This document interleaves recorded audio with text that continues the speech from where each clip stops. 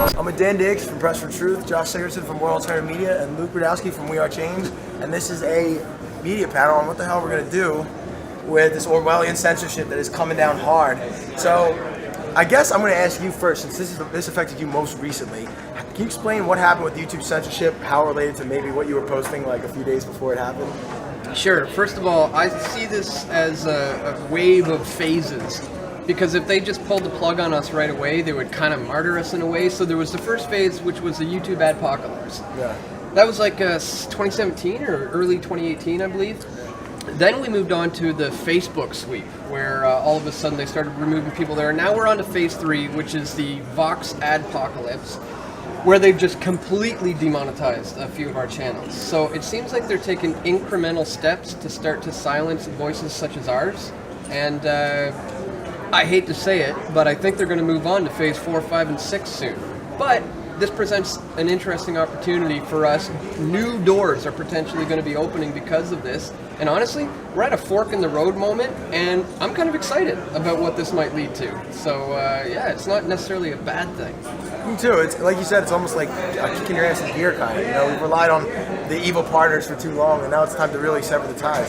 So, have you experienced any internet censorship recently? Oh yeah, it never ends. I mean, one of the things I've been saying a lot lately, especially as they've been cracking down further, and they have been for years incrementally, is that I find the harder we work, the more they crack down on us, but the more they crack down on us, the harder it makes us work. I mean, they're basically creating a beast. This is why people left mainstream media in the first place and go to things like YouTube and Facebook and Twitter. And eventually, the market will decide. People will leave YouTube, Facebook, and Twitter. The issue right now is where are they going to go? And that's one of the things that we've all been discussing a lot lately as we saw people like Dan get demonetized. I'm not completely demonetized yet, but I saw this years ago as they started to cut down how much money per view you would get, and then slowly they started shadow banning, and then they started unsubscribing people randomly from the channel and getting rid of likes and stuff like that, and then posting on different platforms. And when Zuckerberg said, we are hurting the public by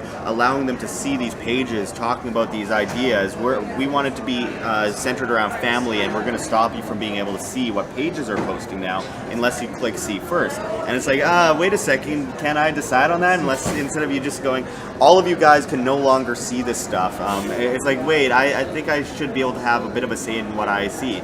And this is all incrementally turned into, like, they're trying to normalize it and make it seem like it's, you know, just a slight differentiation from yesterday, when if you look 5 years, 8 years back, it's such a huge change from what we used to see. I mean, it's almost impossible at this point for someone to just start a brand new YouTube channel, not completely, but mostly, to just start off new and actually get anywhere with spreading that information.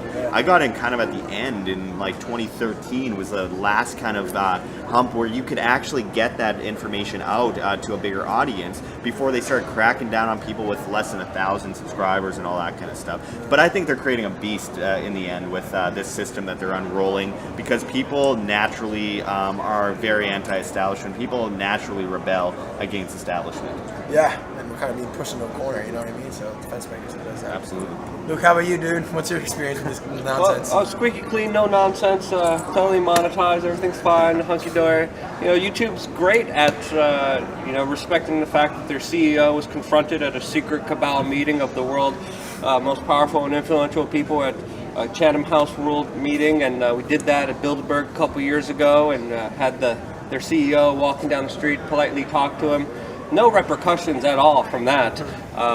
Did it again with Dan Diggs here at Press for Truth just a couple days ago. No problems. Hunky-dory, everything's lovely and beautiful and shiny, and gotta believe the mainstream media. You know, we gotta fight the hate speech, gotta fight wrong think, and the corporations, the monopolies, and globalists will take care of us and know what's right for us. I have a question for Dan, actually. What is the process when they decide to demonetize you? Is there like an appeal process? Do they give you a justification for what they did? Do they cite the rules you've broken? Like, what exactly happens when they decide that, that's it? Well, they said the reason stated was I'm producing hateful content. And there is an appeal process, but they said I'm going to have to figure out which videos I'm going to need to remove if I want to move forward and remonetize again. And that's up for me to try to figure out which ones they've deemed that I am being hateful on. So they don't even have to specify what video or what specifically was said in a particular video. They just have to generally say that something hateful was in your library of videos. That's correct, and they've given me somewhat of a hint as to what kind of material they may be talking about, because at the same day that I was demonetized, they removed one video from my channel, and that was a video where I was exposing pedophiles. So I don't know what that tells you. I mean, not to go too far down that rabbit hole, but what was that about? What do you mean? What do you think you? There's a lot of other comparable videos. So what do you think you touched on that ruffled feathers? Well, I think they're using the excuse of protecting children, because the video showed an 11-year-old boy. Desmond is amazing, and I talked about the fact that he was dancing in strip clubs, basically having dollar bills stuck down his pants, and I think they use the excuse that to protect the children, we can't be talking about this sort of thing. But meanwhile, the mainstream media promotes it on a regular basis, and you can't really go anywhere on Facebook without it being shoved right into your face. So I see the appeal process is almost like a trap. That if I get it wrong and I don't figure out which ones are, then they'll remove my channel. So I don't think I'm going to try to remonetize my channel at all. I don't. It feels like a trap, and I want to just figure out how to make money elsewhere now. And can I point out that when you go on YouTube, one of the biggest problems that there is currently on YouTube, which they kind of talked a little bit about in January when they did a bit of a crackdown, is that pedophile content is huge on YouTube. Just children doing gymnastics is some of the most popular stuff on YouTube. Yet, if you call that out, that risks children. Well, what about all these children that are being exploited on YouTube? And they used that as an excuse to crack down a while back ago on YouTube this last January, and it hurt a lot of people's content, because if you saw like a kid walk by in the background of a video, they would just shut down your channel from having comments on it. They would shut down comments on your videos. And I'm like, is that how you do it? Or maybe get rid of the massive amounts of children doing backflips and stuff that have millions of views and a bunch of creepy old men commenting on it. I mean, it's really strange how they tackle these problems that they largely create in the first place, and it tells you a lot about what's accepted versus what's not accepted. What's accepted is children being exploited. What's not accepted is you talking about how terrible it is that children are being exploited. And what does that tell you about the establishment behind these major corporations? I would say that there's some nefarious, information that's being held from us. I mean, that's a clear agenda. You know what I mean? And it seems like there are just certain hot key topics that just immediately get censored. Like the pedophilia thing's one. I know a lot of, and I mean that even ties into politics and stuff, because we have the Clinton emails and all that stuff. They actually released a list. Gender is on the list. Immigration is on this list. So if you talk about immigration, you may be on the chopping block for producing hateful content. There was a number of things on this list, but I remember gender and immigration were on there. It's like, wow, so you can't talk about immigration in general anymore without that being so-called hateful? Talking about 9/11, and stuff like that. Who defines hate? Yeah. I mean, what is hate speech? Who defines it? We're seeing who's defining it. The Trudeau government is defining that I'm hateful, and that's just insane. Well, yeah, the Trudeau government in Canada gave a massive multi-$100 million bailout to mainstream medias, and now is deciding which medias are hateful and which medias are accepted in the country. And we saw that in France a few years ago as well. And exactly, how do you define hate speech? You can basically define it as whatever. I think what's hate speech is the government-sponsored ads all over YouTube and Facebook, where I have defense departments and contractors with the Defense Department promoting war and destruction in the Middle East on my videos. I'll post a video, and at the end, it's like about the monetary system. And at the end, there's suddenly this join the military ad. Isn't that hate speech? I mean, you're telling children to go be used as pawns to go die in another country. Isn't that considered hate speech? But no, talking about how terrible people who victimize children are, that's hate speech. And that tells you, again, a whole lot about the culture we're living in, or what they're trying to manifest with this kind of censorship. Basically trying to back you into a corner so you can't say anything. Well, they're trying to control the narrative moving forward. In Canada, we have a federal election coming up in October. So it's quite literally trying to control the narrative by snuffing out anybody who goes against the status quo, or anybody who might hinder Trudeau's chances of getting selected again. Or in the United States with the 2020 election, we saw what happened in the 2016 election. There's a huge censorship crackdown on YouTube, and I think it has a lot to do, almost everything to do with politics. It's all politics. It's all theater. It's all meant to distract us, and it's like Orwellian doublespeak. It's like good is bad and bad is good, and Yes. love is hate, and hate is love, and peace and war are the same thing. I mean, it's exactly what you would find in an Orwellian book, except for we've gotten past that point. And I've often said we're no longer in 1984 anymore. We're in 2084, and we're far beyond any science fiction we could have ever imagined. I agree with that too. Like, and most of the things in that, it was like book burning, like by fire. You know what I mean? There were no blockchains. There weren't any of this crazy tech stuff that's so abstract and powerful. So yeah, we are. That's actually really cool. 2084. That's like a nice. Yeah. While we're on the topic of globalists, and you guys were just at Bilderberg recently, correct? All three of you? They or just were. them two? Yeah. Okay. Yeah, where were you, Josh? Too many chefs. Too many chefs in the kitchen.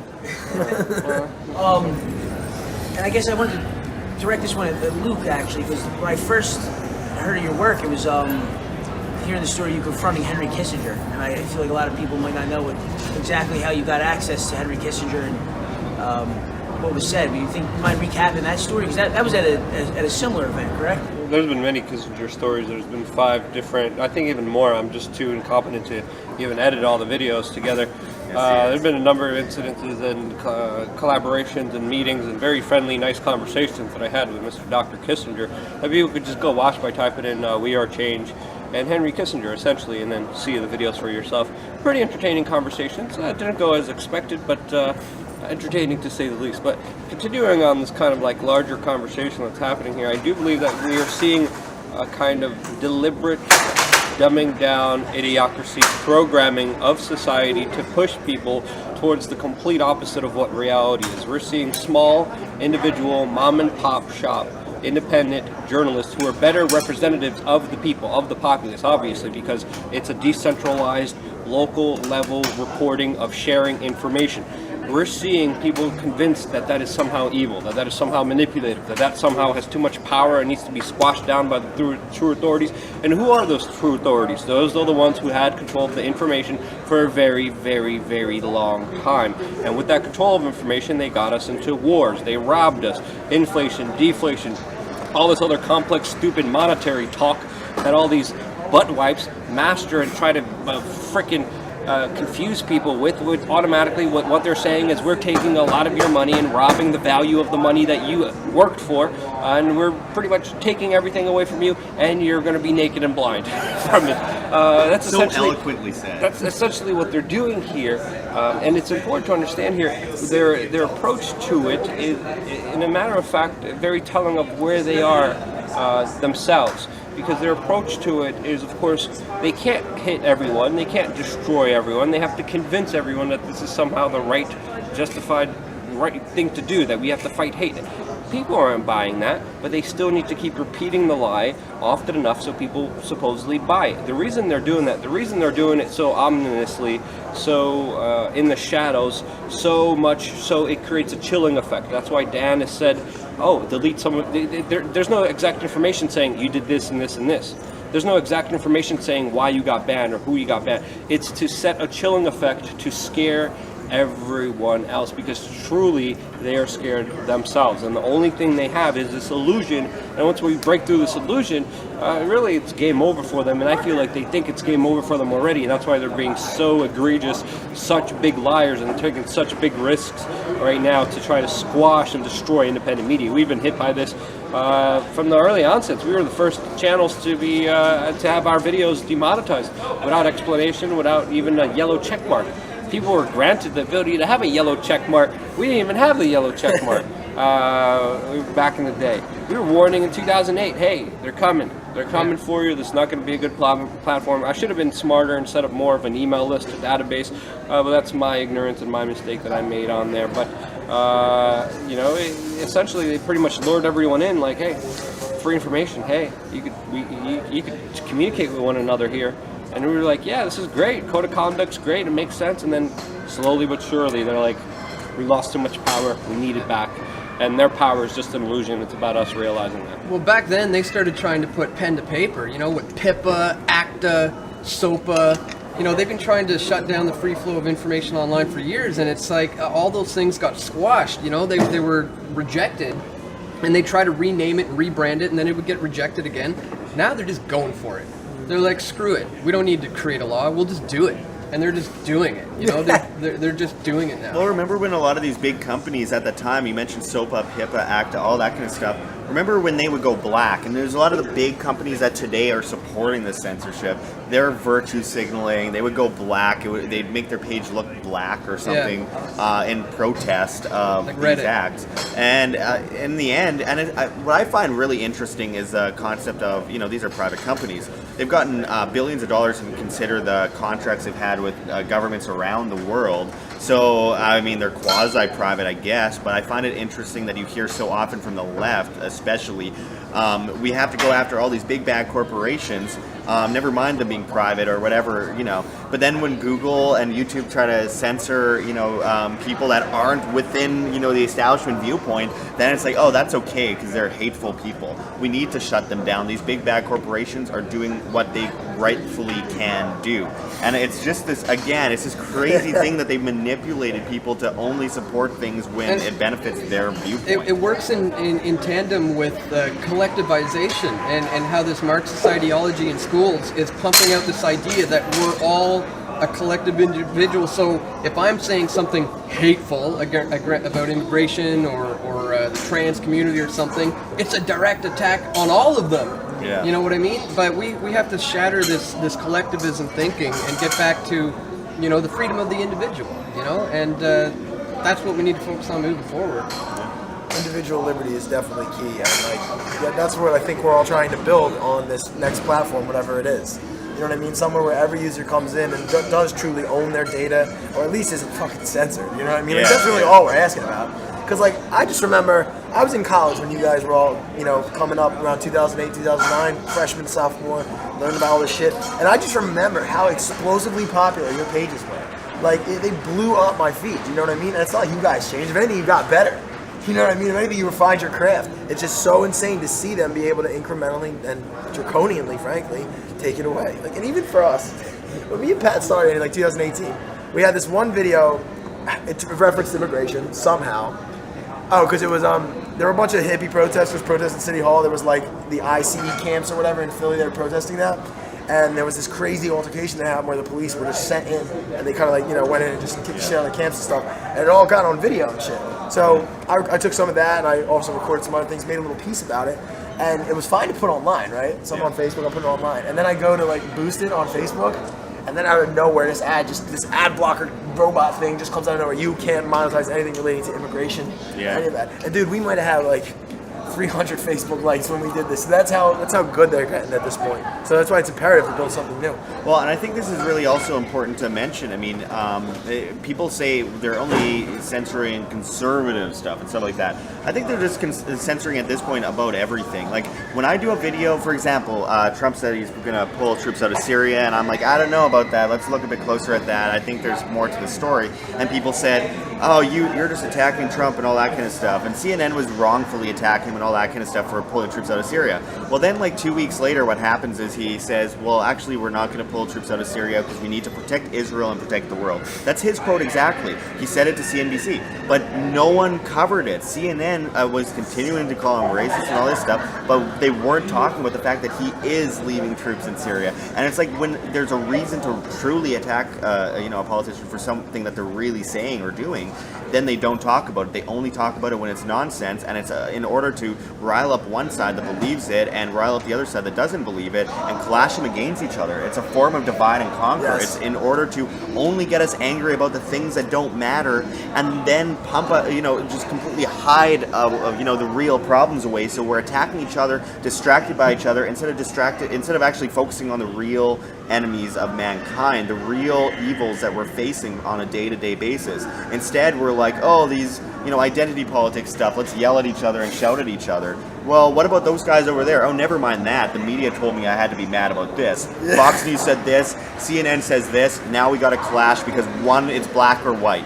One is right and one is wrong.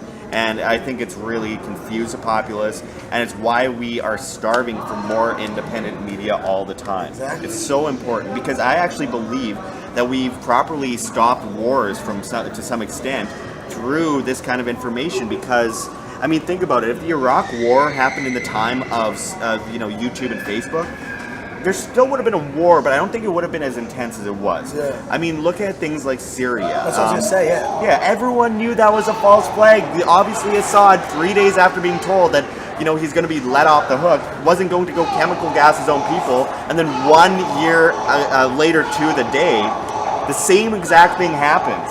And we're supposed to believe that Assad, for no reason, bombs his own people, and YouTube was on that within moments. It was all over the place. Everyone knew, on left or right or outside of that spectrum, knew that that was nonsense. And I believe that's how you stop wars, because they stopped talking about it immediately. They knew it wouldn't work.